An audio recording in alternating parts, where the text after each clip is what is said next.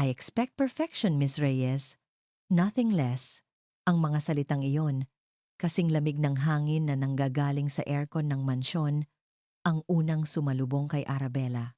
Napahigpit ang hawak niya sa dulo ng kanyang uniforme, ang tela ay nagusot sa ilalim ng kanyang mga daliring nanginginig, sa isang iglap, ang lahat ng pag-asa at kaba na binuo niya sa loob ng 8 oras na biyahe mula probinsya ay tila naglaho, napalitan ng isang matinding takot. Perfection. Perpekto. Isang salita na hindi kailanman naging parte ng mundo niya. Ang mundo niya ay binubuo ng mga kamay na may kalyo, ng amoy ng lupa pagkatapos ng ulan, ng pag-aalala kung sapat ba ang kakarampot na kita para sa gamot ng kanyang ina. Paano niya ibibigay ang isang bagay na hindi niya kailanman naranasan? Napayuko si Ara, hindi makatingin ng diretso sa mga mata ng lalaking nasa harapan niya, si Sir Marcus Alejandro, ang bago niyang amo. Mas matangkad ito sa personal, mas tila inukit ang mga panga, at mas malamig ang titig kaysa sa mga litratong nakita niya sa internet. Bawat hibla ng kanyang mamahaling business suit ay sumisigaw ng kapangyarihan, isang kapangyarihan na kayang dumurog sa isang tulad niya na parang langgam. Did you hear me? Tanong nito. Ang boses ay mababa at may diin. Oo po, sir. Halos pabulong niyang sagot. Isang maliit na butil ng alikabok sa ibabaw ng isang makintab na grand piano ang tinutukoy nito. Isang butil na hindi niya napansin kanina. Para kay Ara, halos hindi iyon makita. Para kay Marcus Alejandro, iyon ay isang kasalanan. Ilang oras pa lang ang nakalipas mula nang una niyang matapakan ang sahig na gawa sa marmol ng mansyon.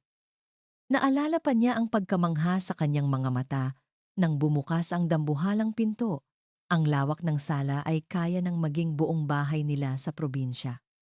Ang mga muwebles ay mukhang mas mahal pa sa lahat ng ari-arian ng kanilang pamilya.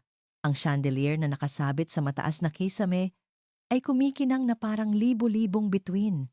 Pero sa kabila ng lahat ng karangyaan, may isang bagay na wala. Isang bagay na hindi niya mawari noong una.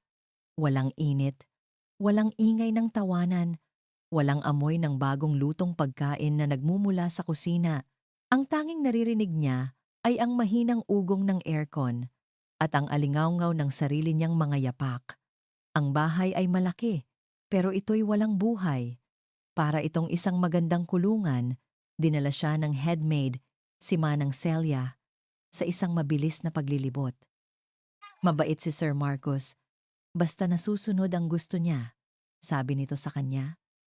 Pero ang mga mata nito ay nagsasabi ng ibang kwento. At si Leo, ang anak niya, kailangan lang ng pasensya. At ngayon, kaharap na niya ang amo. Ang kanyang unang pagsubok, ang butil ng alikabok. Kumuha siya ng basahan, pinunasan ng piano, hanggang sa wala na ni isang bakas ng kahit ano, at muling humarap dito. Sorry po, sir. Hindi na po mauulit, sabi niya. Ang boses ay nanginginig pa rin. Tinitigan lang siya ni Marcus ng ilang segundo, ang mga mata ay tila sinusuri ang kanyang buong pagkatao. Pagkatapos ay tumalikod ito ng walang imik at naglakad paalis. Iniwan si Ara na nakatayo roon. Pakiramdam ay mas maliit pa siya kaysa dati. Nang gabing iyon, sa oras ng hapunan, mas naintindihan ni Ara ang lamig ng mansyon. Sa isang mahabang lamesa na kayang upuan ng 20 tao, isang maliit na bata lang ang nakaupo, si Leo. 7 taong gulang, may mga matang malungkot na tila mas matanda pa sa kanyang edad. Nakatingin lang ito sa kanyang plato. Tinutusok-tusok ng tinidor ang mamahaling steak na inihanda para sa kanya. Hindi ito kumakain. Mula sa gilid ng kusina, pinapanood siya ni Ara. Isang awa ang gumapang sa kanyang dibdib. Naalala niya ang kanyang nakababatang kapatid, kung paano ito nagagalak kahit sa isang pritong itlog lang basta't sabay-sabay silang kakain. Ang batang ito, mayroon ng lahat, pero mukhang wala namang kaligayahan. Hindi niya napigilan ang sarili. Pumasok siya sa kusina, kumuha ng kanin at itlog. Mabilis siyang nagsangag. Gamit ang kanyang husay, gumawa siya ng isang maliit na plato ng kanin na may mukha 2 bilog na itlog para sa mga mata at isang nakangiting hiwa ng hotdog para sa bibig. Ito ang palagi niyang ginagawa para sa kapatid niya kapag malungkot ito. Dala-dala ang plato. Maingat siyang lumapit kay Leo. Leo? Mahina niyang tawag. Gusto mo subukan to? Smiley fried rice. Tumingala ang bata. Tinitigan nito ang plato. Pagkatapos ay tumingin sa kanya. Walang emosyon. Walang kislap sa mga mata. Pagkatapos ng ilang segundo, ibinalik nito ang tingin sa steak at umiling ng marahan. Isang maliit na kirot ang naramdaman ni Ara. Nabigo na naman siya. Dahan-dahan niyang kinuha ang plato at bumalik sa kusina. Dala-dala ang bigat ng pagkabigo. Hating gabi na at hindi pa rin siya makatulog. Nakahiga siya sa maliit na kama sa kanyang kwarto. Iniisip ang nanay niya. Iniisip niya kung tama ba ang desisyon niyang mangibang bayan. Tiniis niya ang lahat para lang makapagpadala ng pera. Pero sa unang araw pa lang, parang gusto na niyang sumuko. Sa gitna ng katahimikan, may narinig siyang isang tunog. Mahina lang pero sapat na para mapabangon siya. Isang hikbi. Sinundan niya ang tunog. Dinala siya nito sa tapat ng isang pinto ang kwarto ni Leo. Sumilip siya sa siwang. Nakita niya ang bata. Nakabaluktot sa malaking kama nito. Ang maliliit na balikat ay nayayanig sa bawat hikbi. Umiiyak ito habang natutulog. Hindi na nag-isip si Ara. Ang puso niya bilang isang ate, bilang isang tao na nakakita ng isang batang nalulungkot, ang nagtulak sa kanya. Dahan-dahan niyang itinulak ang pinto. Pumasok siya sa loob ng kwarto. Bawat yapak ay maingat, na para bang natatakot siyang basagin ang marupok na katahimikan na binabasag lamang ng mga hikbi ng bata. Ang tanging liwanag ay nagmumula sa isang maliit na nightlamp sa gilid. Sapat lang para makita niya ang anyo ni Leo na nakabaluktot sa kama. Lumuhod siya sa tabi nito. Ang sahig na malamig ay naramdaman niya sa kanyang mga tuhod. Hindi niya ito ginising. Sa halip, nagsimula siyang umawit, isang himig na luma, simple, at baon niya mula pa sa kanyang pagkabata. Iyon ang oyaye na inaawit sa kanya ng kanyang ina. At iyon din ang inaawit niya sa kanyang kapatid. Walang magarbong salita, walang komplikadong tono. Tanging isang awit ng pagpapatulog, ng pag-asa, at ng pagmamahal. Tulog na, bunso. Ang nanay ay malayo. Di ka man masilayan. Sana ay mahimbing. Ang kanyang boses ay mahina, halos isang bulong. Pero puno ito ng init na tila kayang punan ang buong malawak at malamig na silid. Habang umaawit siya, dahan-dahan niyang hinaplos ang buhok ng bata. Naramdaman niya ang unti-unting pagkalma ng maliliit na balikat nito. Ang mga hikbi ay naging mahinang paghinga. Ang mga kamao nitong nakakuyom ay dahan-dahang bumukas. Isang maliit na ngiti ang sumilay sa labi ni Ara. Sa sandaling iyon, hindi na siya ang kasambahay na natatakot. Hindi na siya ang baba, ang probinsyana na nalulula sa syudad. Sa sandaling iyon, siya ay isang kanlungan. Isang piraso ng tahanan sa gitna ng isang malungkot na palasyo. Tumayo siya ng dahan-dahan, balak nang bumalik sa kanyang silid ngayong payapa na ang bata. Sa kanyang pag-ikot, isang anino ang biglang humarang sa liwanag na nagmumula sa siwang ng pinto. Isang matigas at malamig na boses ang bumasag sa sagradong katahimikan. Anong ginagawa mo sa kwarto ng anak ko? Napahinto ang paghinga ni Ara. Ang dugo sa kanyang mga ugat ay tila naging yelo. Dahan-dahan siyang lumingon at ang kanyang mga mata ay sinalubong ng nag-aapoy na galit sa mga mata ni Marcos Alejandro. Nakatayo ito sa may pintuan. Ang anyo ay dambuhala sa dilim. Ang suot na mamahaling damit pantulog ay hindi nakabawas sa bagsik ng kanyang presensya. Ang lahat ng init na naramdaman niya kanina ay biglang naglaho pinalitan ng nakakapanindig balahibong lamig. Ang kanyang mga kamay, na kanina lang ay buong pag-aalagang humahaplos kay Leo, ay bigla niyang itinago sa kanyang likuran na para bang siya'y nahuling gumagawa ng isang karumal-dumal na krimen. Sir, nagsimulang manginig ang kanyang mga labi. Walang salitang lumabas. Paano niya ipapaliwanag? Paano niya sasabihin na narinig niya lang itong umiiyak at gusto lang niyang tumulong? Sa mga mata ni Marcus, na puno ng pagdududa at galit, alam niyang walang anumang paliwanag ang magiging sapat para sa isang taong tulad nito. Ano nga ba ang ginagawa ng isang kasambahay sa kwarto ng anak niya sa gitna ng gabi? Ang mukha ni Marcus ay naging mas matalim. Bawat linya nito ay sumisigaw ng pagkasuklam. Humakbang ito pasulong at napaatras si Ara. Ang likod ay tumama sa gilid ng kama ni Leo. Hindi nito inalis ang tingin sa kanya. Isang tingin na tila humuhusga sa kanyang buong pagkatao. Get out! Umalingaw-ngaw ang utos nito sa buong silid. Mababa, may diin, at walang anumang bakas ng awa. Get out of my house. Now. Nakatayo si Marcus sa dilim. Pinakikinggan ang unti-unting paglayo ng mga yapak ni Ara. Ang utos niya ay umalingaw-ngaw sa kanyang isipan, kasing pait ng lasa ng lason. Get out. Now. Ang katahimikan na bumalik sa silid ay mas nakakabingi kaysa sa mga hikbi ni Leo kanina. Isang bigat ang dumagan sa kanyang dibdib. Masyado ba siyang naging marahas? Lumapit siya sa kama ng anak. Payapa na itong natutulog, ang mukha ay kalmado. Wala na ang bakas ng kalungkutan na nakita niya kanina. Ang paghinga nito ay malalim at panatag. Isang kapayapaan na matagal na niyang hindi nakikita sa kanyang anak. At ang kapayapaang iyon ay hindi dahil sa kanya. Ang kanyang mga mata ay napunta sa mesang katabi ng kama.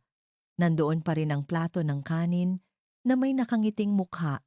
Smiley fried rice. Isang pagkaing simple. Halos pambata. Isang bagay na hindi kailanman maihahain sa kanilang hapagkainan. Ngunit sa isang iglap, ang simpleng pagkaing iyon ay tila isang sampal sa kanyang pagkatao. Ito ay simbolo ng isang uri ng pag-aalaga na hindi kayang bilhin ng pera niya, isang pag-aalaga na nagmumula sa puso. Napiling si Marcus. Anong nangyayari sa kanya? Bakit siya nag-iisip ng ganito para sa isang kasambahay? Tumalikod siya at pumasok sa kanyang sariling silid. Ang unang bumungad sa kanya ay ang malaking larawan sa ibabaw ng kanyang mesa. Ang larawan ng kanyang asawa, si Isabela, maganda, nakangiti. Ang mga mata ay puno ng buhay. Puno ng buhay. Bago niya ito winasak, isang alaala ang biglang bumalik. Kasing sakit ng isang sariwang sugat. Hindi ko maintindihan, Marcus, sabi ni Isabela noon. Ang boses ay nanginginig sa pagitan ng galit at sakit. Nasa loob sila ng kotse. Pauwi mula sa isang family dinner na naging isang impyerno. Bakit kailangan mong hayaan silang pagsalitaan ako ng ganun? Na para bang isa akong basura na pinulot mo lang sa tabi-tabi? Bella, you know my family. Sagot niya, ang boses ay pagod. They just need time. Time? Isang taon na tayong kasal, Marcus. At hanggang ngayon, sa tuwing titingin sila sa akin, ang nakikita lang nila ay ang kahirapan na pinanggalingan ko. At ikaw, wala kang ginagawa. Hinahayaan mo lang sila. Hindi siya nakasagot. Dahil totoo ang sinabi nito. Hinayaan niya. Natakot siya. Natakot siyang suwayin ang kanyang pamilya, ang mga taong humulma sa kanya para maging CEO ng kanilang kumpanya. At ang takot na iyon ang pumatay sa kanya. Kinabukasan, habang papunta sa isang meeting na ayaw nitong puntahan, ang kotse ni Isabela ay sumalpok sa isang truck. Dead on the spot. Napapikit si Marcus. Ang mga kamay ay naikuyom sa gilid. Ang sakit ay nandoon pa rin sa riwa. At kanina, nang makita niya si Ara sa tabi ni Leo, isang babaeng simple, galing sa probinsya, nag-aalaga sa anak niya, ang lahat ng multo ng nakaraan ay bumalik. Ang galit niya kanina ay hindi lang para kay Ara. Iyon ay galit para sa kanyang sarili. Isang galit. Dahil nakikita niya ang pattern na nauulit at natatakot siyang mabigo muli. I'm sorry, Bella. Bulong niya sa larawan. I failed you. Kinabukasan, bumaba si Marcus para mag-agahan na may bigat sa dibdib. Inaasahan niyang makikita na naman ang malungkot na si Leo, nakatitig sa kawalan. Ngunit, nagkamali siya. Nakaupo ang bata sa mesa, ngunit ang mga mata nito ay hindi blanko. Naghahanap ito. Nang makita siya ni Leo, isang tanong ang agad na lumabas sa bibig nito. Ang unang buong pangungusap na narinig niya mula rito sa loob ng isang linggo. Daddy? Nasaan si Ate Ara? Natigilan si Marcus. Ang simpleng tanong ay tumagos sa pader na kanyang itinayo sa paligid ng kanyang puso. Tumingin siya sa headmaid, si Manang Celia, na nagkibit balikat lang. Hindi siya sumagot. Umupo na lang siya at nagsimulang kumain. Ngunit ang lasa ng pagkain ay parang abo sa kanyang bibig. Pagkatapos ng agahan, habang naghahanda siyang umalis papunta sa opisina, napatingin siya sa bintana na nakatanaw sa hardin. At doon, nakita niya sila. Nakaupo si Ara sa damuhan. Matiyagang tinuturuan si Leo kung paano gumawa ng isang maliit na bangkang papel. Si Leo, sa unang pagkakataon sa napakatagal na panahon, ay nakangiti. Hindi ito isang malakas na tawa, kundi isang maliit, halos hindi mahahalata ngunit totoong ngiti. Nakikinig ito sa bawat salita ni Ara. Ang mga mata ay nakatuon, puno ng interes. Pinanood sila ni Marcus mula sa malayo. Isang damdaming komplikado ang namuo sa loob niya. Isang halo ng inis, pasasalamat, at pagkalito. Kinamumuhian niya ang epekto ng baba, na ito sa kanyang pamilya, ngunit hindi niya maikakaila ang katotohanan na nakikita niya sa kanyang harapan. Si Ara, sa loob lang ng isang araw, ay nagawa ang hindi niya nagawa sa loob ng isang taon. Ang pasayahin si Leo. Kinuha niya ang kanyang briefcase, handa nang umalis at ibaon ang lahat sa trabaho. Ngunit bago siya makalabas ng pinto, isang boses ang pumigil sa kanya. Si Ara. Nakatayo ito sa may hagdanan. Ang mga mata ay nakayuko. Ang mga kamay ay magkadikit sa harap. "Sir Marcus," sabi nito. Ang boses ay mahina at nanginginig pa rin. "Pasensya na po ulit sa nangyari kagabi. Hindi ko na po uulitin.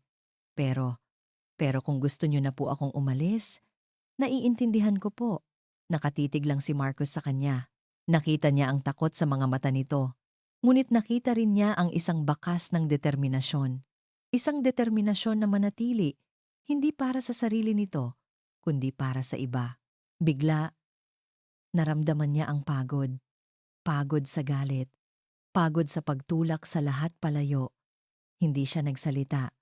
Tumalikod lang siya at lumabas ng pinto. Sa loob ng kanyang kotse, bago niya paandarin ang makina, muli siyang sumulyap sa hardin. Wala na sila roon. Siguro ay pumasok na sa loob. Isang buntong hininga ang kumawala sa kanyang mga labi. Ang araw na ito ay magiging mahaba. Habang nagmamaneho, biglang tumunog ang kanyang cellphone. Isang unknown number. Hindi niya sana sasagutin, ngunit may nagtulak sa kanya na pindutin ang answer button. "Hello?" Isang pamilyar na boses ng babae ang narinig niya mula sa kabilang linya. Ang boses ni Ara. Pero hindi ito nakikipag-usap sa kanya. Tila hindi nito sinasadyang matawagan siya. Isang pocket call. Akmang ibababa na niya ang tawag nang marinig niya ang sinabi nito. Ang boses nito ay basag at puno ng luha. "Opo, inay. Okay lang po ako dito. Huwag po kayong mag-alala." Isang mahabang katahimikan na sinundan ng isang hikbi. "Opo, mahirap po. Pero kakayanin ko po to, inay. Para po sa inyo. Para po sa operasyon nyo. Mahal na mahal ko po kayo." Natigilan si Marcus sa gitna ng kalsada. Isang busina mula sa likuran ang nagpabalik sa kanya sa realidad. Muli niyang pinaandar ang kotse. Ngunit ang mga salita ni Ara ay umuukit sa kanyang isipan. "Kakayanin ko po to. Para po sa inyo." Ang babaeng inakala niyang may masamang intensyon, ang babaeng hinusgahan niya base sa kanyang nakaraan, ay nagtitiis pala ng lahat hindi para sa sarili nito, kundi para sa pamilya nito. Katulad na katulad. Katulad na katulad ni Isabela. Isang matinding kirot ang biglang kumurot sa puso ni Marcus. Ang imahe ni Ara, umiiyak habang tinitiyak sa ina na maayos lang siya, ay humalo sa alaala ni Isabela na buong tapang na hinaharap ang kanyang pamilya. Pareho silang lumalaban, Pareho silang nagmamahal ng buo. Pinatay niya ang tawag, ngunit ang epekto nito ay nanatili. Bigla niyang naintindihan. Ang galit niya kay Ara ay hindi dahil sa pagiging kasambahay nito. Ito ay dahil si Ara ay isang salamin. Isang salamin na ipinapakita sa kanya ang lahat ng kanyang pagkakamali. Ang lahat ng kanyang pagkukulang bilang isang asawa noon at bilang isang ama ngayon. Nakarating siya sa opisina, ngunit ang isip niya ay lumilipad. Hindi niya magawang mag-focus sa mga numero sa spreadsheet o sa mga plano para sa bagong proyekto. Ang tanging nakikita niya ay ang malungkot na mga mata ni Leo at ang determinadong mukha ni Ara. Pagsapit ng hapon, hindi na niya natiis. Tinawagan niya si Manang Celia. Manang? Kumusta si Leo? Tanong niya. Sinisikap na gawing kaswal ang kanyang boses. Nako, sir. Ang masiglang sagot sa kabilang linya. Heto po, nasa hardin pa rin kasama si Ara. Naglalaro po sila ng taya-tayaan. Kanina pa po ako hindi nakarinig ng ganito kalakas na tawa mula sa bata, sir. Para pong bumalik ang dating sigla ng bahay na to. Isang ngiti, isang tunay, at hindi pilit ng ngiti ang sumilay sa mga labi ni Marcos sa unang pagkakataon sa buong araw. Sige, Manang. Thank you, sabi niya bago ibaba ang tawag. Sumandal siya sa kanyang upuan. Nakatingin sa skyline ng BGC mula sa kanyang bintana. Ang mga gusali ay matataas at matatag, simbolo ng lahat ng kanyang pinaghirapan. Ngunit sa unang pagkakataon, naramdaman niya na ang lahat ng yon ay walang halaga kumpara sa isang simpleng tunog ang tawa ng kanyang anak. Isang tawa na ibinalik ng isang babaeng halos itaboy na niya palayo. Isang desisyon ang nabuo sa kanyang isipan. Uuwi siya ng maaga ngayon. Hindi inakala ni Ara na ang araw na nagsimula sa takot at kahihiyan ay magtatapos sa isang tunog na pinakamatamis sa lahat, ang halakhak ng isang bata. Pagkatapos ng tensyonadong umaga, inilaan ni Ara ang kanyang buong atensyon kay Leo. Hindi dahil utos, kundi dahil gusto niya. Nakita niya sa mga mata ng bata ang isang kalungkutan na pamilyar sa kanya, ang kalungkutan ng isang taong nangungulila. At kahit hindi niya kayang punan ang nawawalang ina, nagsimula sila sa hardin. Tinuruan niya itong gumawa ng mga laruan mula sa dahon ng niyog, isang tutubi, isang singsing, isang maliit na bola. Noong una, tahimik lang si Leo. Pinapanood ang bawat galaw ng kanyang mga daliri. Ngunit nang iabot ni Ara ang natapos na tutubi, isang kislap ang lumitaw sa mga mata nito. Paano mo ginawa yan? Tanong nito. Ang boses ay mahina. Ngumiti si Ara. Tinuro sa akin ng lolo ko. Gusto mo, turuan kita? Tumango ang bata. At doon nagsimula ang lahat. Mula sa paggawa ng laruan, nauwi sila sa paglalaro ng habulan sa malawak na damuhan. Hinayaan ni Ara na mahuli siya ni Leo. At nang madamba siya nito, pareho silang bumagsak sa malambot na damo. Malaya, masaya.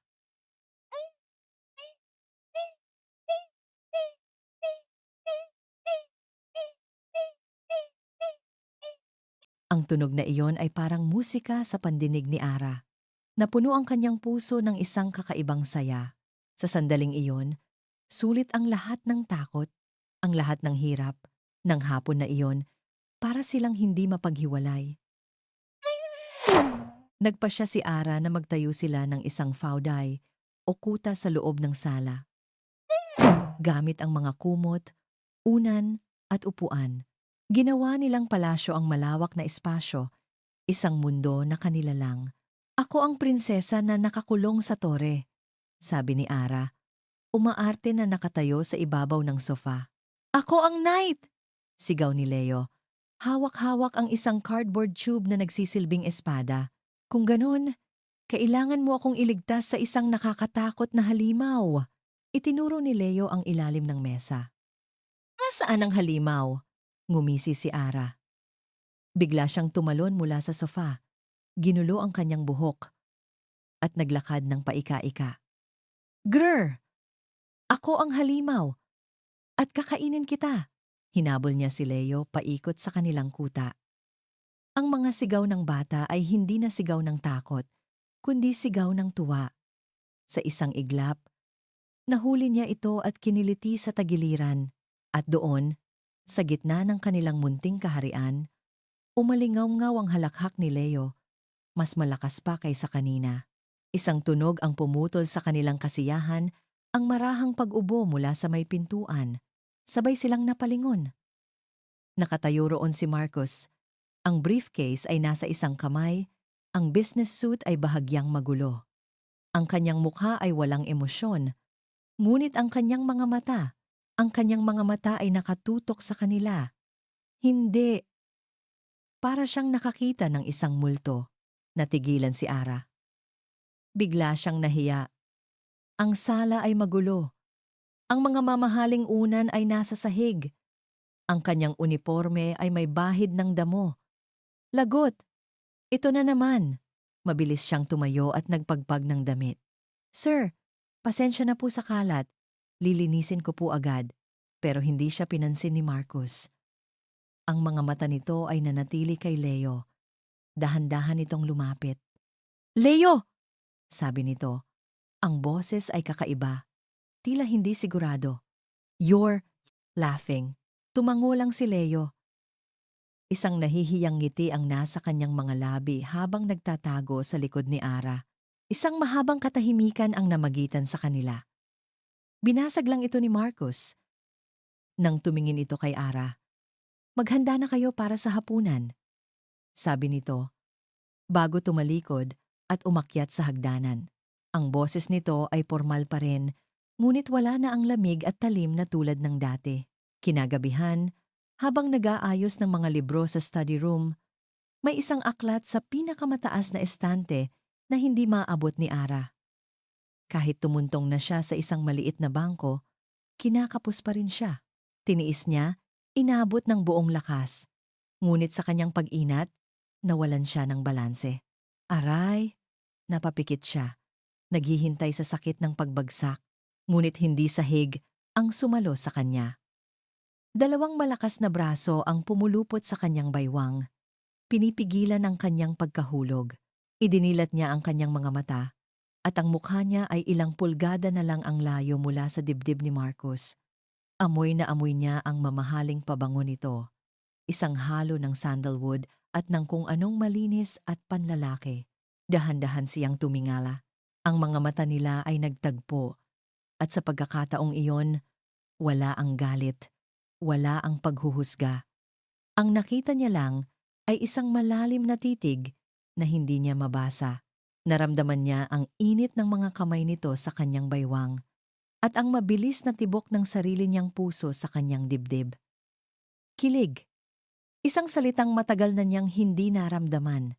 Ang sandali ay tila tumagal magpakailanman, ngunit natapos din nang biglang bitawan siya ni Marcus at humakbang paatras. Tila napaso. Inayos nito ang kanyang damit. Umiwas ng tingin. Mag-ingat ka sa susunod, sabi nito, bago abutin ang libro sa estante at iabot sa kanya nang hindi tumitingin. Pagkatapos ay mabilis itong tumalikod at lumabas ng silid. Iniwan si Ara na nakatayo roon, tulala, at ang puso ay kumakarera pa rin. Bago matulog, may nakita si Ara na isang puting sobre sa ibabaw ng kanyang mesa. Nang buksan niya ito, nakita niya ang isang makapal na pliego ng pera. May isang maliit na note na kasama nito, isang sulat kamay na hindi pamilyar. Isang sulat kamay na malinis at matatag. 4 na salita lang ang nakasulat. For Leo's smile. Niyakap ni Ara ang sobre sa kanyang dibdib. Isang ngiti ang namuo sa kanyang mga labi. Siguro, may pag-asa pa pala. Siguro, hindi naman pala ganoon kasama ang amo niya. Siguro, kaya nilang maging magkaibigan. Kinabukasan, habang abala siya sa paghahanda ng almusal, isang marangyang kotse ang huminto sa tapat ng mansyon. Narinig niya ang pagtunog ng doorbell. Inutusan siya ni Manang Celia na buksan ang pinto. Sa kanyang pagbukas, isang babae ang bumungad sa kanya. Mas matangkad sa kanya, balingkinitan ang katawan, Nakasuot ng isang damit na mas mahal pa siguro sa isang taon niyang sahod. Ang mukha nito ay perpekto, tila galing sa isang magazine, ngunit ang mga mata nito ay matalim at mapanuri. Tiningnan siya ng babae mula ulo hanggang paa. Isang bahagyang pagtaas ng kilay ang nagpakita ng kanyang pagkamuhi. "Sino ka?" tanong ng babae. Ang boses ay may halong awtoridad at paghamak. "Nasaan si Marcus?" Bago pa man makasagot si Ara, ang babae ay nagpatuloy na sa pagpasok na para bang pag-aari nito ang lugar. Ang malakas na tunog ng stiletto nito sa marmol na sahig ay isang babala. Isang panganib ang paparating. Narinig ni Marcus ang tunog ng mga takong sa marmol na sahig mula pa sa kanyang kinalalagyan sa itaas. Iisang tao lang ang may-ari ng ganoong klase ng mga yapak, mayabang, tiyak, at laging hinihingi ang atensyon ng lahat. Napabuntong hininga siya, ang kapayapaan na unti-unti niyang nararamdaman ay tila isang bula na biglang pinutok. Pagbaba niya ng hagdanan, naroon na nga ito. Si Katrina Sandoval, nakatayo sa gitna ng kanyang sala na para bang siya ang reyna na nagbabalik sa kanyang palasyo. Nakasuot ito ng isang pulang damit na yumayakap sa perpekto nitong katawan, ang buhok ay nakaayos ng walang kamali-mali, at ang mga labi ay pinintahan ng parehong kulay ng kanyang damit. "Marcus, darling," bati nito. Ang boses ay matamis, ngunit may pahiwatig ng panunumbat. Lumapit ito, at niyakap siya ng mahigpit. Isang yakap na masyadong pangpubliko, lalo na at nakita niyang nakatayo sa gilid si Ara. Hawak ang isang tray, ang mga mata ay puno ng pagkalito. "Katrina, you're back," sabi ni Marcus, dahan-dahang inaalis ang pagkakayakap nito. "Akala ko ay nasa New York ka pa. I flew in last night." "Surprise," ngiti nito. Ngunit hindi umabot sa kanyang mga mata. Ang mga mata nito ay mabilis na sumulyap kay Ara. Isang sulyap na puno ng pagtatasa at pagmamaliit. "I missed you. I missed Leo. Naisip ko kailangan niyo ng tulong. Lalo na ngayon." Ang huling mga salita ay binigkas nito habang muling tinitingnan si Ara na para bang ang kasambahay ang problema na kailangan nitong ayusin. Naramdaman ni Marcus ang pag-init ng kanyang ulo. "We're fine, Katrina. Everything is under control." "Oh, I'm sure," sabi nito. Ang boses ay may bahid ng sarkasmo. "Sino pala siya?" tanong nito. Itinaas ang isang kilay habang nakatingin kay Ara. Hindi man lang nito direktang kinausap si Ara. Bago pa man makasagot si Marcus, lumitaw si Leo mula sa kusina. "Ate Ara, laro tayo ulit!" Sigaw nito, puno ng sigla. Ngunit nang makita nito si Katrina, bigla itong natigilan. Ang ngiti sa mukha nito ay naglaho, at mabilis itong nagtago sa likod ni Ara. Ang maliliit na kamay ay nakakapit nang mahigpit sa uniforme ng dalaga. Ang eksenang iyon ay mas malinaw pa kaysa sa kahit anong salita. Nakita ni Marcus ang mabilis na pagbabago sa mukha ni Katrina mula sa pagiging palabiro. Naging isang matigas na maskara ito ng pagkadismaya. Sa hapagkainan, ang tensyon ay halos nahihiwa sa hangin. Ipinilit ni Katrina na sumabay sa kanilang agahan. Habang si Ara ay tahimik na nagsisilbi, si Katrina naman ay walang tigil sa pagkukwento. "Naaalala mo ba, Marcus, nung nag-celebrate tayo sa Paris? That little cafe by the Seine? Of course. I remember that time in Monaco. The yacht was amazing, wasn't it?" Bawat kwento ay isang patunay ng kanilang nakaraan. Isang mundong puno ng yaman at luho. Bawat salita ay isang pader na itinatayo ni Katrina sa pagitan nila ni Ara. Isang paraan para ipamukha sa kasambahay na ito ay isang dayuhan, isang tagalabas na hindi kailanman magiging kabilang. Pinapanood ni Marcus si Ara. Nakayuko lang ito. Ang mukha ay hindi mabasa. Ngunit nakikita niya ang bahagyang panginginig ng mga kamay nito habang nagsasalin ng kape. Nakaramdam siya ng inis-inis kay Katrina sa pagiging malupit nito at inis sa sarili dahil hinahayaan niyang mangyari ito. Ang pinakamasamang sandali ay nang aksidenteng matabig ni Katrina ang kanyang baso ng red wine na tumapon sa malinis na puting uniforme ni Ara. "Oh my goodness, I'm so sorry," sabi ni Katrina. Ang boses ay puno ng pekeng pag-aalala. Kumuha ito ng tissue, ngunit sa halip na tumulong, mas lalo lang nitong ikinalat ang mantsa. Nakakahiya naman. "Don't worry, I'll buy you a new one." Tiningnan nito ang uniforme ni Ara na may halong pandidiri. "Siguro mga 50 pesos lang naman to, di ba?" Noon, hindi na napigilan ni Leo. "You're a monster!" Sigaw ng bata, nakaturo kay Katrina. "You did it on purpose. Leave Ate Ara alone." Pagkatapos ay tumakbo ito palapit kay Ara at niyakap ito ng mahigpit. Ang mukha ni Katrina ay namula sa galit at hiya. Tumingin ito kay Marcus. Naghihintay na kampihan niya ito. Napagalitan niya ang bata, pero si Marcus ay nakatingin lang kay Leo at Ara. Nakita niya kung paano niyakap ni Ara ang bata. Bumubulong ng mga salitang nagpapakalma. Nakita niya ang tapang sa mga mata ng kanyang anak, isang tapang na ipinagtatanggol ang taong nagmamalasakit sa kanya. "Katrina," sabi ni Marcus, ang boses ay malamig at may diin. "I think you should go." Natigilan si Katrina. "What? Marcus? It was an accident." "At ang anak mo?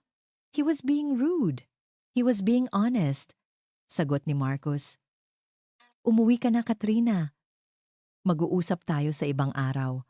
Galit na tumayo si Katrina. Ang kanyang perpektong ayos ay nagusot ng kanyang emosyon. Kinuha nito ang kanyang mamahaling bag. Habang papalabas ito, huminto ito sa tabi ni Marcus at bumulong. Sapat lang para marinig niya. "Marcus, darling, a pretty maid is a danger. Remember what happened with Isabella? You can't make the same mistake twice." Ang mga salitang iyon ay tumama sa kanya na parang isang punyal. Ang lason ng nakaraan, ang multo ni Isabela. Bigla, ang lahat ng pagdududa at takot na sinubukan niyang ibaon ay muling nabuhay. Tumingin siya kay Ara, na ngayon ay inaakay si Leo paalis sa silid kainan. At sa isang sandali, hindi na niya alam kung sino ang dapat niyang pagkatiwalaan. Ang babaeng bahagi ng kanyang mundo, o ang babaeng unti-unting sumisira sa mga pader na matagal na niyang itinayo sa paligid ng kanyang puso. Ang pag-alis ni Katrina ay hindi nagdulot ng kapayapaan. Sa halip, nag-iwan ito ng isang nakakakilabot na lamig sa hangin. Isang babala na ang digmaan ay nagsisimula pa lamang. Naramdaman ni Ara ang pagbabago sa kilos ni Marcos. Ang kaunting init na nagsimulang mamuo sa pagitan nila ay muling napalitan ng isang pader na yelo. Bumalik ito sa pagiging malayo. Ang mga mata ay laging may bahid ng pagdududa. Alam ni Ara na may kinalaman dito ang mga huling salita ni Katrina. Nakita niya ang anino na dumaan sa mukha ni Marcus nang bumulong ito. Ano man ang sinabi nito, iyon ay isang lason na unti-unting kumakalat. Sa mga sumunod na araw, si Katrina ay naging isang palaging anino sa mansyon. Dumarating ito ng walang pasabi. Laging may dalang mamahaling regalo para kay Leo o mga pagkaing paborito di umano ni Marcos. Ngunit ang mga mata nito ay laging nakatuon kay Ara, naghahanap ng kahit anong pagkakamali. Ang mga patibong ni Katrina ay maliliit at tuso. Halos hindi mahahalata noong una. Isang araw, habang naglilinis si Ara sa sala, tinawag siya ni Katrina. "Ara, darling, pwede mo bang itago itong hikaw ko? It's very expensive, baka mawala ko lang." Inabot nito sa kanya ang isang kumikinang na hikaw na may diamante. Nag-aalangan man ay kinuha ito ni Ara. "Saan ko po ilalagay, ma'am?" "Kahit saan diyan, basta't ligtas." Maingat na inilagay ni Ara ang hikaw sa loob ng isang maliit na porselanang kahon sa ibabaw ng aparador. Makalipas ang isang oras, narinig niya ang boses ni Katrina na nagtatanong kay Marcus. "Marcus, have you seen my other earring? Yung kapares ng suot ko? Ipinatago ko lang sa kasambahay mo, pero hindi niya raw matandaan kung saan niya nilagay." Napahinto si Ara sa kanyang ginagawa. Agad siyang lumapit. "Ma'am Katrina, nilagay ko po dito sa kahon." Ngunit nang buksan niya ang kahon, wala itong laman. Nanlaki ang mga mata niya. Imposible. See? She's either careless or something else, sabi ni Katrina kay Marcus. Ang boses ay puno ng pahiwatig. Hindi nakaimik si Ara. Alam niyang kinuha ito ni Katrina, ngunit paano niya ito papatunayan? Sa huli, natagpuan ni Katrina ang hikaw sa loob ng bulsa ng sarili nitong bag na may kasamang tawa at isang, "Oh, silly me." Ngunit ang pinsala ay nagawa na. Ang buto ng pagdududa ay naitanim na sa isip ni Marcus. Ang pinakamasakit ay nang gamitin ni Katrina si Leo. Alam nitong may mild allergy ang bata sa mani. Isang hapon, habang naghahanda si Ara ng merienda para kay Leo, pumasok si Katrina sa kusina. "Let me help," alok nito. Habang nakatalikod si Ara, mabilis nitong dinurog ang ilang piraso ng mani at lihim na inihalo sa sandwich ng bata. Ilang minuto matapos kumain si Leo, nagsimula itong mamula at magkamot. Hindi ito malala, ngunit sapat na para magpanik si Marcos. "Anong nangyari?" sigaw ni Marcos pagkakita sa anak. "Sir, hindi ko po alam." Nauutal na sabi ni Ara. "I saw her, Marcos." Biglang sabat ni Katrina. Ang mukha ay puno ng pekeng pag-aalala. May inilagay siyang kung ano sa sandwich. "I thought it was just cheese, pero..." "Hindi po totoo yan," depensa ni Ara. Ang mga luha ay nagsisimula ng mamuo sa kanyang mga mata. "Sir, alam niyo pong hinding-hindi ko sasaktan si Leo." Ngunit ang nakita lang ni Marcus ay ang kanyang anak na namumula at ang babaeng pinagkakatiwalaan niya na tila may kasalanan. "Umakyat ka na sa kwarto mo, Ara," sabi nito. Ang boses ay pagod at puno ng pagkadismaya. "Ako na ang bahala kay Leo." Ang mga salitang iyon ay mas masakit kaysa sa isang sampal. Ang pagkadismaya sa boses ni Marcus ay tumusok sa kanyang puso. Nang gabing iyon, hindi siya makatulog. Lumabas siya sa hardin para magpahangin, para damhin ang lamig ng gabi at subukang palamigin ang nagiinit niyang mga damdamin. Pakiramdam niya ay nag-iisa siya, isang maliit na bangka, sa gitna ng isang malaking bagyo. Gusto na niyang sumuko. Gusto na niyang umuwi. Ngunit paano ang kanyang ina? Paano si Leo? Sa gitna ng kanyang pag-iisip, isang anino ang tumabi sa kanya. Si Marcus. Hindi ito nagsalita ng ilang minuto. Pareho lang silang nakatingin sa madilim na langit. Minsan, basag ni Marcus sa katahimikan. Ang boses ay mababa at puno ng pagod. "Hindi ko na alam kung sino ang dapat kong paniwalaan." Tumingin si Ara sa kanya. Nakita niya ang pagod sa mga mata nito, ang bigat na pasan-pasan nito. Sa sandaling iyon, hindi ito ang CEO na kinatatakutan niya. Isa lang itong ama na nag-aalala, isang lalaking nalilito. "Sir," sabi ni Ara. Ang boses ay mahina ngunit matatag. "Wala po akong ibang maipagmamalaki kundi ang puso ko. At ang puso ko po ay hinding-hindi mag-iisip na saktan kayo. Lalo na si Leo." Tumingin si Marcus sa kanya. Ang mga mata ay tila sinusuri ang kanyang kaluluwa. Isang bagay ang nagbago sa titig nito. Isang bagay na tila pag-unawa. Ngunit bago pa man may masabi ang sinuman sa kanila, narinig ni Ara ang isang tunog mula sa bahagyang nakabukas na sliding door ng sala. Ang boses ni Katrina. Nakikipag-usap sa cellphone. Hindi niya sinasadyang makinig, ngunit ang mga salitang narinig niya ay nagpatigil sa pagtibok ng kanyang puso. "Don't worry," sabi ni Katrina sa kausap nito. Ang boses ay malamig at puno ng kumpiyansa. Malapit na siyang mapaalis. "I just need one final push." Ang mga salitang narinig ni Marcus mula kay Ara sa hardin ay tumatak sa kanyang isipan. "Ang puso ko po ay hinding-hindi mag-iisip na saktan kayo." May isang katapatan sa boses nito, isang bigat na mahirap ipagwalang bahala. Sa unang pagkakataon sa loob ng maraming araw, ang pader na yelo sa paligid ng kanyang puso ay nagsimulang magkaroon ng lamat. Ang huling dagok na kailangan niya para maniwala ay dumating kinabukasan. Isang gabi, biglang nilagnat ng mataas si Leo. Hindi mapakali ang bata, nanginginig sa ginaw at hinahanap-hanap si Ara. Agad na tumakbo si Ara sa silid nito, dala-dala ang isang planggana ng maligamgam na tubig at bimpo. Buong gabi, hindi umalis si Ara sa tabi ni Leo.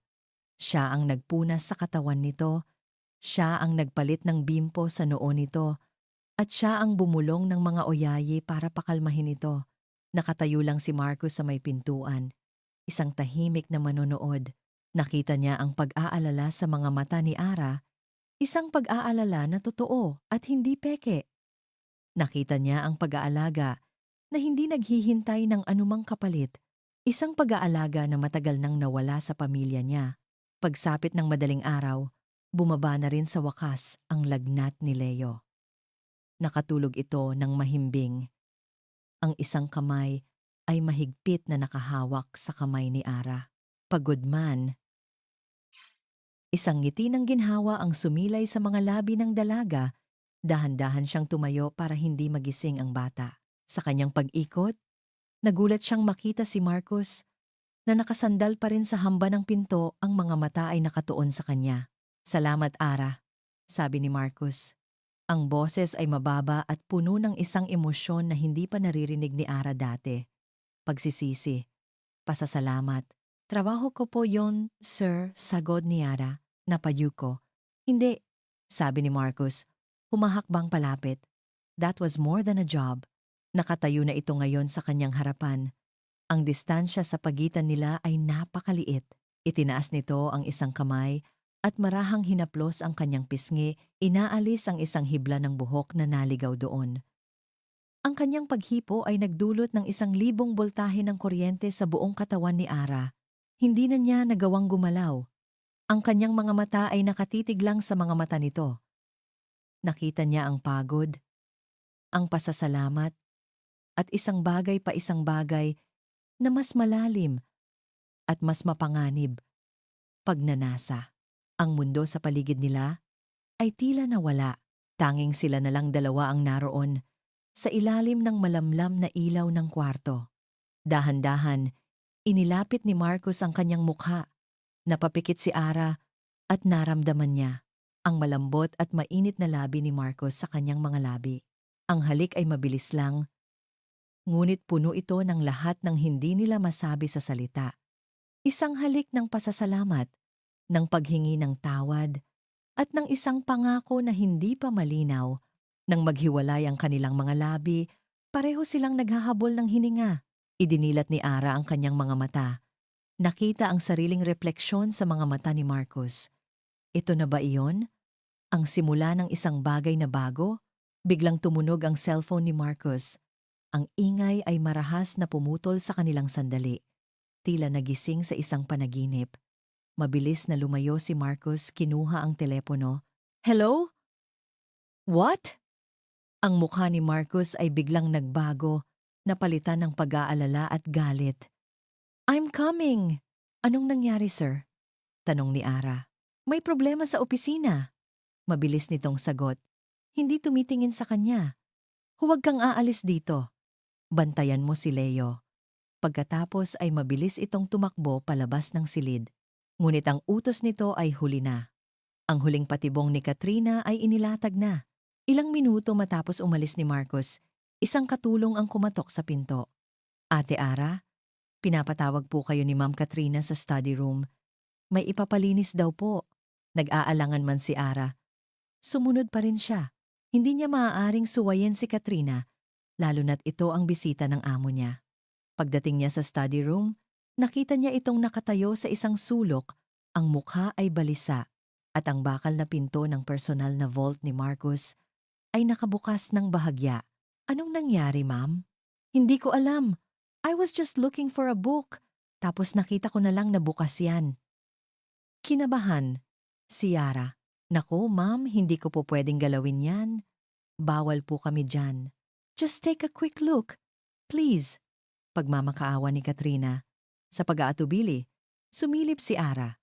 Nakita niya ang isang folder na may markang confidential na bahagyang nakausli. Akmang isasara na niya ang pinto nang itulak ito ni Katrina. "Just fix it. Baka masira." Napilitan si Ara na hawakan ang folder para ayusin ito. At sa eksaktong sandaling iyon, bumukas ang pinto ng study room ng malakas. Pumasok si Marcus na parang isang bagyo. Ang mukha ay namumula sa galit. Ang kanyang mga mata ay direktang tumama sa eksena sa kanyang harapan. Si Ara. Ang mga kamay ay nasa isang confidential na folder sa tabi ng kanyang bukas na vault. At si Katrina, nakatayo sa sulok, ang mukha ay nagpapahayag ng takot at gulat. Marcus! Thank God you're here! Sigaw ni Katrina. Tumatakbo palapit sa kanya. I saw her, Marcus! Sinusubukan niyang kunin ang mga papeles ng bagong project. Pinasok niya ang vault mo. Tumingin si Marcus mula kay Katrina, patungo kay Ara. Ang init na nakita ni Ara sa mga mata nito kanina lang, pagkatapos ng kanilang halik, ay wala na. Napalitan ito ng isang nagyeyelong galit, isang malamig na pagtataksil. Sir, hindi po totoo yan. Nagsimulang manginig ang boses ni Ara. Hawak pa rin ang folder na para bang ito ay isang mainit na bakal. Pinapasok po niya ako. Inutusan niya po ako. Sinungaling! Sigaw ni Katrina. Umiiyak na ngayon. Bakit ko naman gagawin yun? Ikaw ang nakita ko. You're a thief. Si Ara ay napatingin kay Marcus. Naghahanap ng tulong, ng kahit kaunting pagtitiwala. Nagmamakaawa ang kanyang mga mata. Manilawa ka sa akin, pagkatapos ng lahat. Pagkatapos ng halik, ngunit ang mukha ni Marcus ay isang maskara ng bato. Ang sakit ng pagtataksil o ang inakala niyang pagtataksil ay mas matimbang kaysa sa anumang naramdaman niya kanina. Ang babala ni Katrina ay umalingaw-ngaw sa kanyang isipan. You can't make the same mistake twice. Tumingin siya kay Ara. Ang mga mata ay walang anumang emosyon. Umalis ka na, sabi ni Marcus. Ang boses ay kalmado ngunit may bigat na kayang dumurog ng bundok. Get out of my house. Now. Lahat ay nawala. Ang mga salitang, get out of my house. Now, ay tumama kay Ara na parang isang malakas na sampal. Sa isang iglap, ang hangin sa kanyang mga baga ay nawala. Ang study room na kanina lang ay isang simpleng silid ay biglang naging isang korte kung saan siya na ang nasasakdal, ang testigo, at ang nahatulan ng walang anumang paglilitis. Tumingin siya kay Marcus, naghahanap ng kahit anong bakas ng pag-aalinlangan, ng kahit kaunting alaala ng kanilang halik kanina lang. Ngunit wala, ang nakita lang niya ay isang malamig na pader, mas mataas at mas matibay kaysa dati, at sa likod nito, nakita niya ang nagtatagumpay ng ngisi sa mga mata ni Katrina, na ngayon ay nakatayo sa tabi ni Marcus, na parang isang tapat na aso. Sir, pakiusap. Halos paus niyang sabi. Ang mga luha ay malayang dumadaloy sa kanyang mga pisngi. Maniwala po kayo sa akin. Wala na akong gustong marinig, putol ni Marcus. Ang boses ay hindi nagbabago. Tumawag ito sa intercom. Manang Celia, paki-escort si Miss Reyes palabas. Siguraduhin mong wala siyang ibang dadalhin kundi ang mga personal na gamit niya. Bawat salita ay isang punyal na bumaon sa kanyang puso. Wala siyang ibang dadalhin. Para siyang isang magnanakaw na kailangang bantayan. Ang kahihiyan ay napakabigat. Halos hindi niya kayang huminga. Habang paakyat siya sa hagdanan patungo sa kanyang munting silid, kasunod si Manang Celia na may awa sa mga mata. Naramdaman niya ang titig ng lahat ng kasambahay, ang mga bulungan, ang mga mapanghusgang tingin sa loob lang ng ilang minuto. Ang tahanan na nagsimulang maging kanlungan niya ay naging isang kulungan ng kahihiyan. Nanginginig ang mga kamay niya habang inilalagay ang kanyang mga damit sa isang luma at pudpud ng bag. Ang ilang piraso ng damit, isang larawan ng kanyang pamilya, at ang sobrang may lamang pera na may sulat na For Leo's Smile. Napatigil siya. Dapat ba niyang isauli ito? Ngunit naisip niya ang kanyang ina. Kailangan niya ito. Kailangan niya ang bawat sentimo. Nang matapos siyang mag-impake, dumaan siya sa tapat ng silid ni Leo. Nakabukas ng bahagya ang pinto. Sumilip siya. Gising na ang bata, nakaupo sa kama, at nakatingin sa kanya. Ang mga mata nito ay puno ng pagkalito at takot. Ate Ara? Mahinang tawag nito. Saan ka pupunta? Bakit may dala kang bag? Hindi na napigilan ni Ara ang kanyang mga hikbi. Lumapit siya at niyakap ang bata ng mahigpit. Kailangan na kasing umuwi ni ate, Leo. Sabi niya, pinipilit na ngumiti sa kabila ng mga luha. Pero babalik ako, ha? Pangako. Isang kasinungalingan. Alam niyang hindi na siya makakabalik pa. No! Sigaw ni Leo. Ang mga luha ay nagsimula na ring mamuo sa mga mata nito. Don't go! Dito ka lang. Please, Ate Ara, don't leave me. Please. Kumapit ito sa kanyang braso. Ang liit na mga kamay ay ayaw bumitaw. Ayoko kay Tita Katrina. Ikaw ang gusto ko. Ang bawat salita ng bata ay parang asido na tumutunaw sa natitirang lakas ni Ara. Ang puso niya ay nadudurog. Hinaplos niya ang buhok nito. Shh, tahan na, Leo. Magiging mabait na bata ka, ha? Alagaan mo si daddy mo. Sa pag-angat niya ng kanyang tingin, nakita niya si Marcos. Nakatayo ito sa may pintuan ng silid. Pinapanood ang buong eksena. Ang kanyang mukha ay hindi mabasa. Isang maskara ng bato. Ngunit nakita ni Ara ang bahagyang panginginig ng kanyang panga. Nakikita ba nito ang sakit na idinudulot nito hindi lang sa kanya, kundi sa sarili nitong anak? Ngunit hindi ito gumalaw. Hindi ito nagsalita. Isang tahimik na manonood lang sa pagwasak na siya mismo ang lumikha. Iyon na ang hudyat para kay Ara. Wala ng pag-asa. Dahan-dahan niyang inalis ang pagkakayakap ni Leo sa kabila ng pag-iyak at pagmamakaawa nito. Bawat hakbang palayo sa bata ay parang 1,000 karayom na tumutusok sa kanyang kaluluwa. Pagbaba niya sa sala, iniwasan niyang tumingin kahit kanino.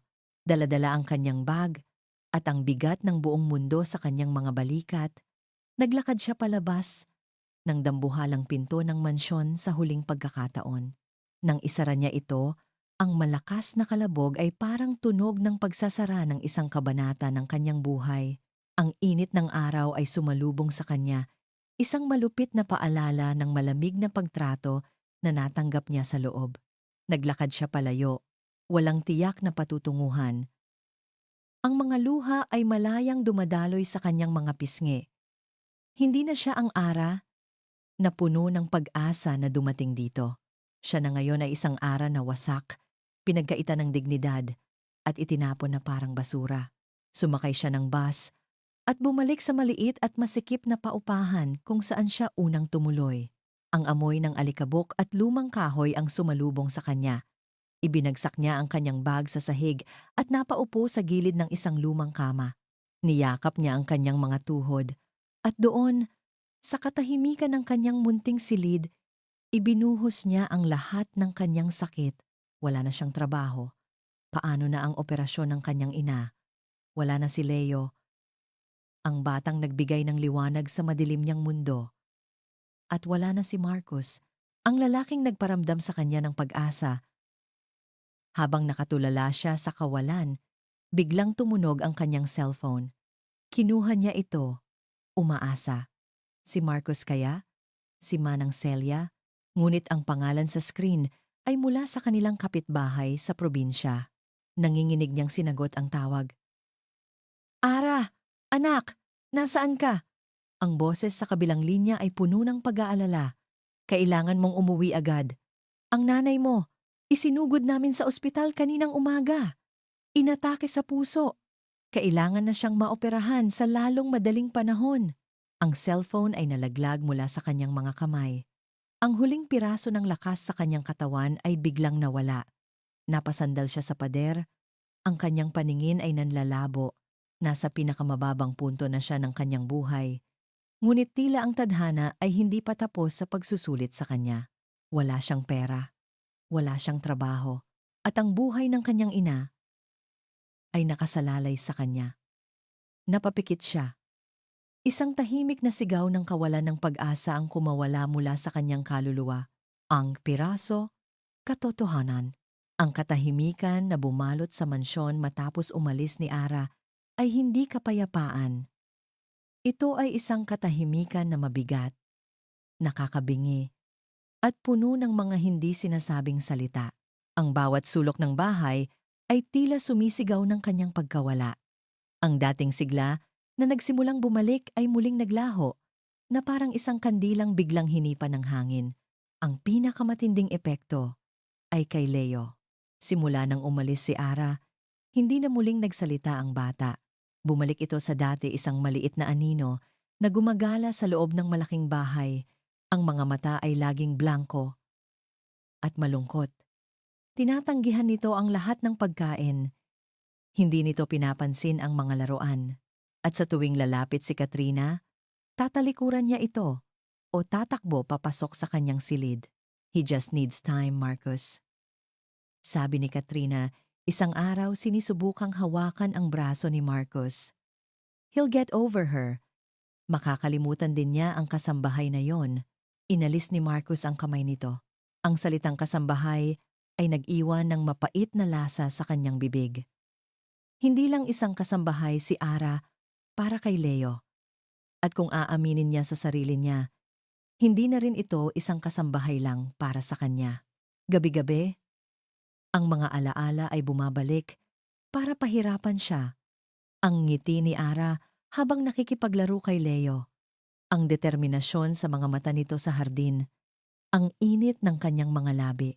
At ang itsura ng kanyang mukha nang itaboy niya ito, isang itsura ng lubos na pagkawasak at pagtataksil. Maniwala po kayo sa akin. Ang mga salitang iyon ay paulit-ulit na umuulit sa kanyang isipan, isang sirang plaka na hindi niya mapatigil. Nagsimulang kumalat ang lason ng pagdududa sa kanyang sistema. Hindi para kay Ara, kundi para kay Katrina. Naaalala niya ang ngiti nito matapos umalis si Ara. Isang ngiti ng tagumpay. Masyadong perpekto ang lahat. Masyadong swak sa tiempo.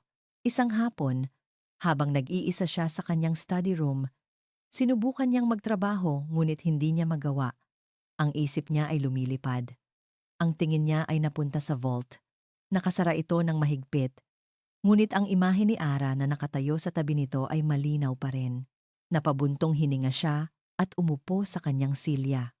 Sa kanyang pag-upo, may naramdaman siyang isang matigas na bagay sa ilalim ng gulong ng kanyang upuan.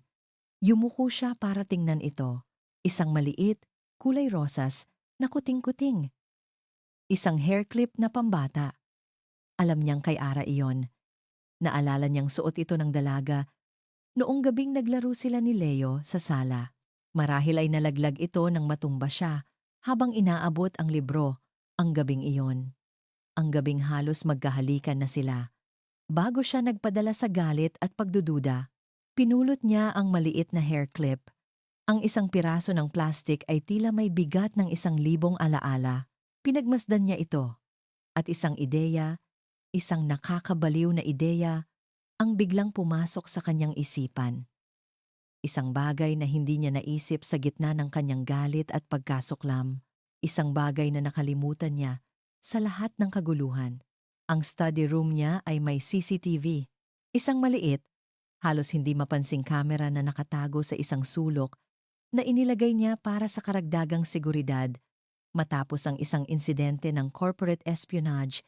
Ilang taon na ang nakalipas. Nanginginig ang mga kamay niya habang binubuksan ang kanyang laptop. Ang kanyang puso ay kumakabog ng malakas sa kanyang dibdib. Isang bahagi niya ang ayaw malaman ang katotohanan.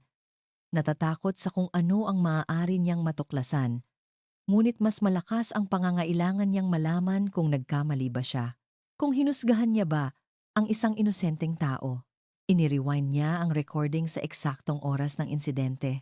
Ang unang lumabas sa screen ay si Katrina, mag-isang pumapasok sa study room. Lumingali nga ito, sinisiguradong walang nakakakita. Lumapit ito sa vault, nagdial ng kombinasyon, isang kombinasyon na alam ni Marcus na hindi nito dapat alam at binuksan ito. Kinuha nito ang confidential folder at inilagay sa ibabaw, bahagyang nakausli. Pagkatapos, kinuha nito ang cellphone at may tinawagan. Iyon siguro ang emergency call na natanggap niya. Pagkatapos ng tawag, lumabas si Katrina at tinawag ang isang katulong. Maya-maya, pumasok si Ara. Ang mukha ay puno ng pag-aalinlangan. Nakita niya sa video kung paano pilitin ni Katrina si Ara na lumapit sa vault, kung paano nito itinulak ang dalaga para hawakan ang folder. At pagkatapos, ang pagpasok niya, ang galit sa kanyang mukha, ang pag-iyak ni Katrina, ang pagmamakaawa ni Ara, napanood ni Marcus ang buong eksena na para bang isang pelikula ng katatakutan kung saan siya ang kontrabida. Bawat salita niya, bawat malamig na titig, bawat akusasyon lahat ay naitala. Nakita niya ang kanyang sarili na dinudurog ang puso ng isang babaeng wala namang kasalanan. Isang nakakabinging katahimikan ang bumalot sa silid nang matapos ang video. Dahan-dahan, ikinuyom ni Marcus ang kanyang kamao. Napakatigas na narinig niya ang pag-uga ng kanyang mga buto. Isang galit na hindi niya pa naramdaman kailanman ang umakyat mula sa kanyang sikmura. Isang galit na malamig, nakamamatay, at lubos. Isang galit para kay Katrina sa panloloko nito. At isang mas matinding galit para sa kanyang sarili, sa kanyang katangahan at sa kanyang karuwagan. Paulit-ulit niyang sinampal ang sarili sa isipan. Paano siya naging ganito kabulag? Paano niya hinayaang manipulahin siya ng ganito kadali? Ang lason na ibinulong ni Katrina tungkol kay Isabela ay napakabisa na handa niyang paniwalaan ang anumang kasinungalingan para lang maiwasang masaktan muli, ngunit sa proseso, siya pala ang naging dahilan ng mas malaking sakit. Hinawakan niya ang maliit na hair clip sa kanyang palad. Ito na ngayon ang simbolo ng kanyang napakalaking pagkakamali. Tumayo siya. Ang bawat galaw ay may bagong bigat at determinasyon. Ang CEO na nag-aalala sa imahe at reputasyon ay nawala na. Ang natira ay isang lalaki na kailangang itama ang isang karumal-dumal na pagkakamali. Lumabas siya ng study room. Ang unang taong sasalubong sa kanya sa ibaba ng hagdanan ay si Katrina, na may dalang isang tasa ng tsaa, nakangiti ng matamis. "Marcus, darling, I made you some tea. You look stressed." Sabi nito, ang boses ay puno ng pekeng pag-aalala. Ngunit sa pagkakataong ito, nakikita na ni Marcus ang lahat sa likod ng maskara. Nakikita na niya ang ahas na nagtatago sa ilalim ng magandang balat. Hindi siya nagsalita. Tinitigan lang niya ito. Ang kanyang mga mata ay kasing lamig ng yelo sa Antarctica at may apoy ng galit na nagbabaga sa ilalim. Ang ngiti sa mukha ni Katrina ay unti-unting naglaho, napalitan ng pagkalito at kaunting takot. "Marcus, is everything okay?" Hinawakan ni Marcus ang kanyang braso. Ang pagkakahawak ay hindi marahas ngunit matatag, walang pag-aalinlangan. "Sumama ka sa akin sa study room," sabi niya. Ang boses ay mababa at mapanganib. "Mayroon tayong kailangang panoorin." Dinala ni Marcus si Katrina sa study room. Ang bawat hakbang niya ay mabigat. Ang bawat paghinga ay kontrolado. Sa likod niya, naramdaman niya ang kaba ni Katrina na nagtatanong kung ano ang nangyayari ngunit hindi siya sumasagot. Pagpasok nila, isinara niya ang pinto at nilock ito. Ang tunog ng pag-click ng lock ay umalingaw-ngaw sa silid, isang hudyat na walang sinuman ang makakaalis hanggat hindi natatapos ang lahat. "Marcus, what is this?" "You're scaring me," sabi ni Katrina. Sinisikap na panatilihin ang kanyang composure. Hindi pa rin siya sinagot ni Marcus. Tahimik siyang lumapit sa kanyang laptop na nakabukas pa rin sa huling frame ng video. Ang mukha ni Ara na puno ng luha, habang siya ay malamig na nakatitig dito. Isang imahe na habang buhay niyang pagsisisihan. Pinihit niya ang laptop paharap kay Katrina. Pinindot niya ang play. Sa screen, napanood ni Katrina ang kanyang sarili. Ang kanyang bawat galaw, bawat kasinungalingan, bawat pekeng luha, lahat ay nakahain ng malinaw. Ang kulay sa kanyang mukha ay unti-unting nawala. Napalitan ng isang maputlang kulay ng takot at pagkabigla. "Saan mo nakuha yan?" Nauutal niyang tanong. Ang kanyang mga mata ay nanlalaki sa hindi paniniwala. "That's That's edited. Peke yan. Peke ba, Katrina? Tanong ni Marcos. Ang kanyang boses ay nagsisimula ng magkaroon ng panginginig dahil sa pinipigilang galit. Peke rin ba ang pagpasok mo gamit ang kombinasyon na ako lang at ang pamilya ko ang nakakaalam? Peke rin ba ang tawag mo sa cellphone para palabasin na may emergency sa opisina? Marcus, please. Makinig ka sa akin. Nagsimula na siyang umiyak. Ngunit sa pagkakataong ito, alam na ni Marcus na ang mga luha ay sandata lamang. Ginawa ko lang yon dahil natatakot ako para sa'yo. Natatakot akong maulit ang dati. She's just like Isabella, a gold digger. Ang pagbanggit sa pangalan ni Isabella, ang huling patak na nagpaapaw sa kanyang pasensya. Isang malakas na sampal ng kamao sa mesa ang ginawa ni Marcus, na nagpatalsik sa mga papel at panulat. Huwag mong babanggitin ang pangalan niya! Sigaw niya. Ang kanyang boses ay umalingaw-ngaw sa buong silid. Si Isabella ay isang mabuting tao. Minahal niya ako. Hindi katulad mo na ang tanging mahal ay ang pera at ang pangalan ng pamilya ko. Dahil sa takot at desperasyon, nawala na sa isip si Katrina. Ang kanyang maingat na itinayong maskara ay gumuho, inilalantad ang tunay na halimaw sa ilalim. Mabuting tao? Tumawa ito ng may kabaliwan. Isang mabuting tao na inagaw ka sa akin? Ako dapat ang pinakasalan mo, Marcus. Ako! Hindi ang hampas lupang yon. Mas gugustuhin ko pang pakasalan ng isang taong may busilak na puso kaysa sa isang ahas na tulad mo. Ahas? Sigaw ni Katrina. Ang kanyang mukha ay nag-iba, puno ng puot. Ginawa ko lang ang nararapat. Ginawa ko lang kung ano ang hindi mo kayang gawin ang protektahan ka sa mga pagkakamali mo. Ginawa ko lang yon dahil mahal kita, Marcus. I did it for us. Katulad ng ginawa ko noon kay Isabella. She never deserved you. Natigilan si Marcus. Ang hangin sa kanyang baga ay biglang nawala. Ang kanyang dugo ay tila huminto sa pagdaloy. Katulad ng ginawa ko noon kay Isabella. Dahan-dahan siyang lumingon kay Katrina. Ang kanyang mga mata ay nanlilisik sa isang nakakatakot na paraan. Anong ibig mong sabihin? Natauhan si Katrina. Napagtanto niya ang kanyang sinabi. Isang pagkakamali. Isang malaking pagkakamali. Nagsimula siyang umatras. Wala. Wala akong sinabi. Ngunit huli na ang lahat.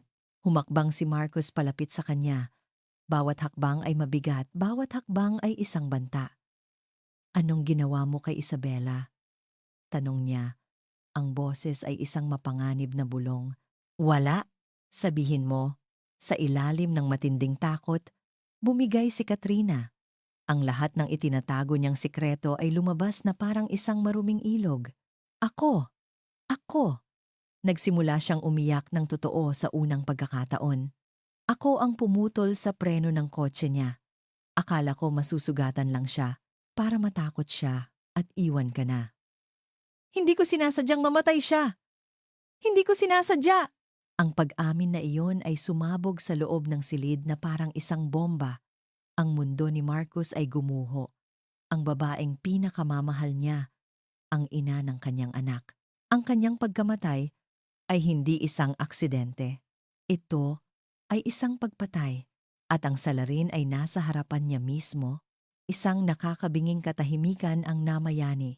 Si Marcus ay nakatayo lang doon, tulala, habang pinoproseso ng kanyang isipan ang isang katotohanan na napakasakit tanggapin, ang isang taon ng pagdurusa, ng pagsisisi sa sarili. Lahat ay dahil sa babaeng ito. Dahan-dahan, kinuha ni Marcus ang kanyang cellphone. Walang emosyon, walang salita. Nagdial siya ng 3 numero. Sino yan? Tanong ni Katrina. Nanginginig. Security, sagot ni Marcus. Ang boses ay walang buhay. Hello? Pakitawagan ng pulis. Mayroon tayong kailangang isuko. Murder. Pagkatapos ay tumalikod siya kay Katrina, na ngayon ay humahagulgol na sa sahig. Kinuha niya ang kanyang susi ng kotse. Kailangan niyang umalis. Kailangan niyang hanapin si Ara. Kailangan niyang humingi ng tawad. Nagmamaneho siya na parang isang baliw. Ang mga luha ay malayang dumadaloy sa kanyang mga pisngi.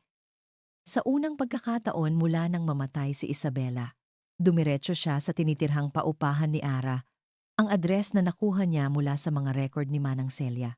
Patakbo siyang umakyat sa makitid na hagdanan at kumatok ng malakas sa isang pinto. Isang matandang babae, ang may-ari ng paupahan, ang nagbukas. "Sino po sila?" "Hinahanap ko po si Arabella Reyes," sabi ni Marcos. Halos hindi makahinga. Tiningnan siya ng matanda mula ulo hanggang paa. "Naku iho, wala na siya rito. Umalis siya kaninang madaling araw." Sabi niya, kailangan niyang umuwi agad sa probinsya. May emergency daw sa pamilya niya. Tumingin ito sa isang maliit na mesa, pero nag-iwan siya ng sulat para sa isang Sir Marcos. "Baka ikaw yon." Iniabot sa kanya ng matanda ang isang nakatuping papel. Nanginginig ang mga kamay ni Marcos habang kinukuha ito. Ang sulat ng babaeng winasak niya. Nakatayo si Marcos sa labas ng paupahan.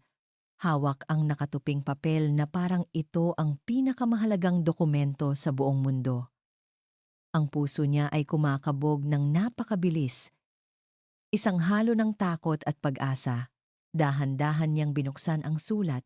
Ang sulat kamay ni Ara ay simple at malinis, ngunit bakas ang panginginig sa bawat letra. Pov. Marcus. Alejandro. "Sir Marcos, pagpasensyahan niyo na po kung idinaan ko na lang sa sulat ang lahat. Sa oras na mabasa niyo po ito, marahil ay nasa biyahe na po ako pauwi sa aming probinsya. May emergency po sa pamilya namin at kailangan ko pong umuwi agad. Gusto ko lang pong magpasalamat sa pagkakataon na ibinigay niyo sa akin. At higit sa lahat, gusto ko pong magpasalamat dahil ipinakilala niyo po sa akin si Leo. Pakisabi po sa kanya na mahal siya ni Ate Ara. Pakisabi po na huwag siyang maging malungkot at lagi siyang maging isang mabuting bata. Siya po ang naging liwanag ko sa mga panahong pakiramdam ko ay madilim ang lahat. Hinding-hindi ko po siya makakalimutan. Tungkol po sa nangyari, hindi na po mahalaga kung maniniwala kayo sa akin o hindi. Ang mahalaga po ay mapatawad niyo na ako sa kung anumang pagkukulang o pagkakamaling nagawa ko. At sana, mapatawad ko rin ang sarili ko. Paalam po, Sir Marcos. Nagpapasalamat, Ara. Bawat salita ay parang isang dagok sa dibdib ni Marcos. Walang panunumbat, walang galit.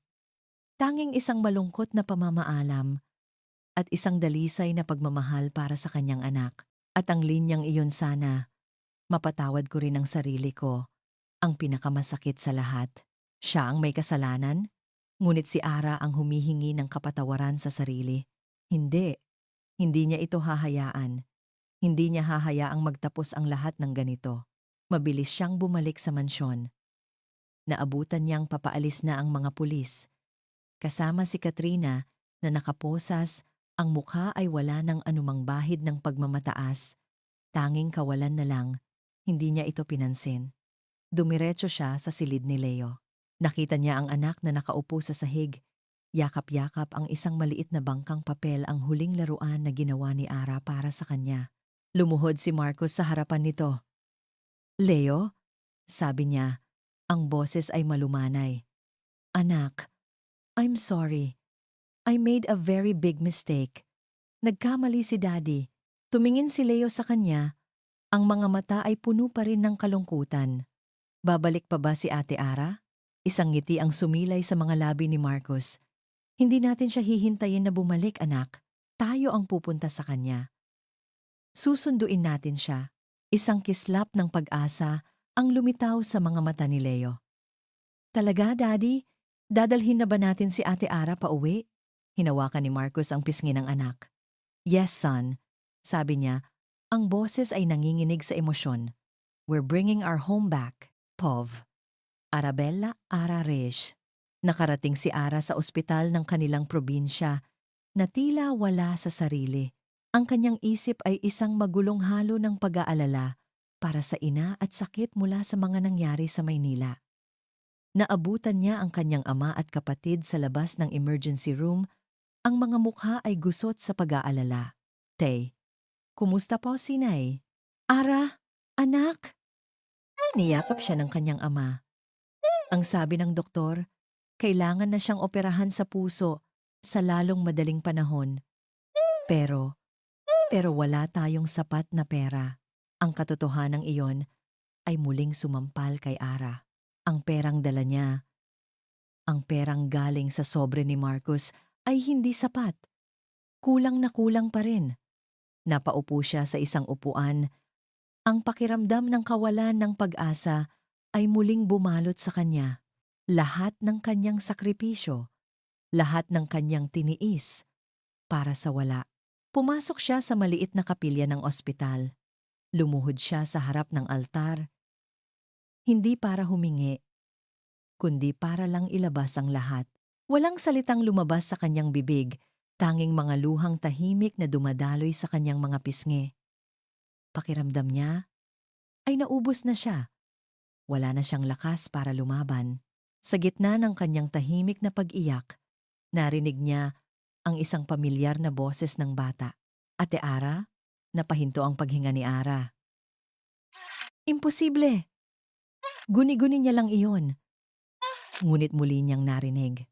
Ate Ara, dahan-dahan siyang lumingon at doon, sa may pintuan ng kapilya, nakatayo si Leo. Ang mga mata ay kumikinang sa tuwa at sa likod nito, nakatayo si Marcos. Ang kanyang mukha ay bakas ang pagod sa mahabang biyahe. Ang kanyang damit ay bahagyang gusot, ngunit ang mga mata nito ay nakatuon sa kanya, puno ng isang emosyon na hindi pa niya nakita dati, pagsisisi, pagmamahal, at pag-asa. Tumakbo si Leo palapit sa kanya at niyakap siya ng mahigpit. Sabi na babalikan mo kami, pero kami na lang ang bumalik sa'yo. Sabi na alang bumalik, an nalumang bumalik. Sa'yo pati lang bumalik. Kalang andalamang balang bang bang balang balang balang bang balang balang balang balang balang balang balang balang balang. Niyakap ni Ara ang bata. Ang mga luha ng kalungkutan ay napalitan ng mga luha ng pagkalito at saya. Tumingin siya kay Marcos, na ngayon ay dahan-dahang lumalapit. Pov, Marcos Alejandro, Arabel Lara, Reye. Huminto si Marcos sa kanilang harapan. Walang salita. Dahan-dahan, lumuhod siya sa malamig na sahig. Hindi bilang isang CEO, hindi bilang isang amo, kundi bilang isang lalaking humihingi ng tawad. Ara, sabi niya, ang boses ay basag. Patawarin mo ako. Naging bulag ako. Naging duwag. Hinayaan kong lamunin ako ng nakaraan at hinusgahan kita ng walang karapatan. I'm sorry. I'm so sorry. Tumingin siya sa mga mata ni Ara, mga matang puno ng luha. Nalaman ko na ang lahat. Ang totoo tungkol kay Katrina at ang totoo tungkol kay Isabela. Pero ang pinakamahalagang katotohanan na nalaman ko ay ang katotohanang kailangan ka namin. Kailangan ka ni Leo at kailangan kita. Walang makapagsalita si Ara. Ang lahat ng sakit at galit ay unti-unting natutunaw, napapalitan ng isang pag-unawa na mas malalim. Ang nanay mo, pagpapatuloy ni Marcos, nakausap ko na ang doktor. I've taken care of everything. Ang kailangan lang niya ay ang pinakamagaling na espesyalista. At sisiguraduhin kong makukuha niya yon. Huwag kang mag-alala, napahagulgol si Ara. Hindi dahil sa pera, kundi dahil sa kabutihan na hindi niya inaasahan. Ara, sabi ni Marcos, ang kanyang mga mata ay nagmamakaawa. Bigyan mo ako ng isa pang pagkakataon. Hindi para maging amo mo, kundi para patunayan sa'yo na karapat-dapat ako sa'yo. Bigyan mo kami ng pagkakataon na buuin ulit ang pamilya natin. Tayong tatlo. Tumingin si Ara kay Leo na nakatingin sa kanya ng may buong pag-asa. Tumingin siya kay Marcos na nakaluhod pa rin. Hinubad ang lahat ng kanyang pagmamataas para sa kanya. Dahan-dahan, tumango si Ara. Isang maliit na ngiti ang sumilay sa kanyang mga labing umiiyak. Ilang buwan ang lumipas. Ang araw ay dahan-dahang lumulubog sa isang dalampasigan sa probinsya. Magkahawak kamay na naglalakad sina Marcos at Ara, habang si Leo ay masayang tumatakbo sa unahan, naghahabol ng mga alon. Ang tawa ng bata ay sumasabay sa tunog ng dagat. Isang perpektong musika. Huminto sila. Niyakap ni Marcos si Ara mula sa likuran. Ipinatong ang kanyang baba sa balikat nito. "Masaya ka ba?" tanong ni Marcos. Ngumiti si Ara. Ipinatong ang kanyang kamay sa mga kamay ni Marcos. Sobra. Tumingin siya sa kanya. "Handa ka na ba talaga? Para sa isang simpleng buhay?" Tinitigan siya ni Marcos. Ang mga mata ay puno ng pagmamahal na hindi na maitatago. "Ang akala ko dati, ang tahanan ay isang lugar na puno ng kayamanan," sabi niya. "Pero natutunan kong ang tahanan ay hindi isang lugar. Ito ay isang pakiramdam. Ito ay kung nasaan ang puso mo." Hinalikan niya ang noo ni Ara. "At ang puso ko ay narito, kasama mo." Itinuro niya si Leo na tumatawa at kasama niya tumingin si Marcos sa malawak na karagatan. "Kaya oo, Ara, basta't kasama kita.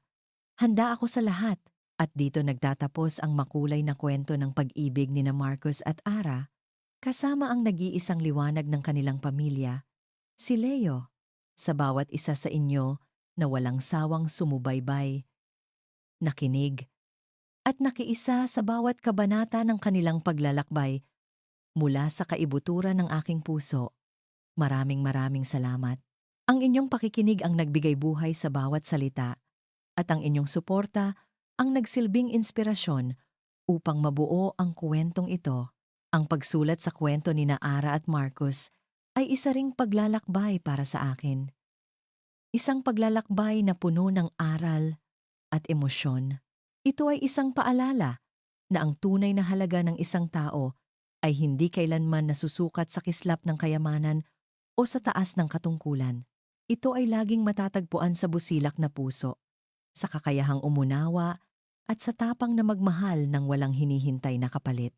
Ang pag-ibig ni na Marcos at Ara ay nagpapatunay na kahit ang pinakamatitigas na pader ng lipunan at ng nakaraan, at kahit ang pinakamalalim na sugat, ay kayang hilumin ng pagpapatawad at ng pangalawang pagkakataon. Ngayon, nais ko namang marinig ang inyong saloobin. Ano ang inyong paboritong bahagi ng kanilang kwento? Anong aral ang inyong napulot at babaunin sa inyong puso? Huwag po kayong mag-atubiling iwan ang inyong mga komento sa ibaba. Ang bawat isa ay aking babasahin at pahahalagahan hanggang sa ating muling pagkikita sa susunod na kwento. Ako po ang inyong manunulat. Laging nagpapasalamat sa inyong walang sawang pagmamahal at suporta.